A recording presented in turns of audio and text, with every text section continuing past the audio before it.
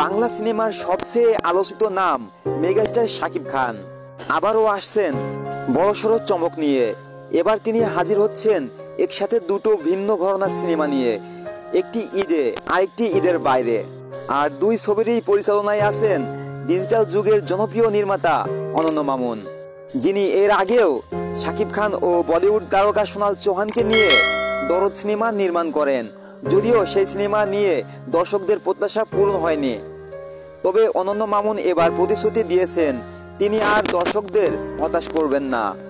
মামুন তো অনেক ঝাড় খেয়েছে, গালিও খেয়েছে, খাওয়ারই কথা, এটাও ডিজার্ভ করে। অনন্য মামুন সম্প্রতি নিজের ফেসবুক প্রোফাইলে ঘোষণা দিয়েছেন, ঈদের বাইরে আমি নিয়ে আসছি শাকিব খানকে নিয়ে শের সিনেমা।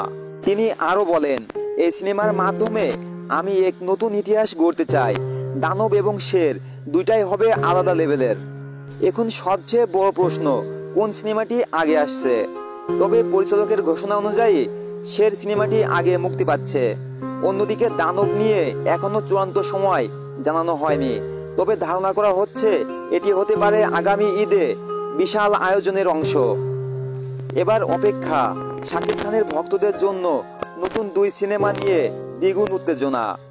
শের না দানব, কে আগে রাজত্ব করবে বড় পর্দায়? আপনি কোন সিনেমার জন্য বেশি এক্সাইটেড? প্লিজ কমেন্ট করতে ভুলবেন না।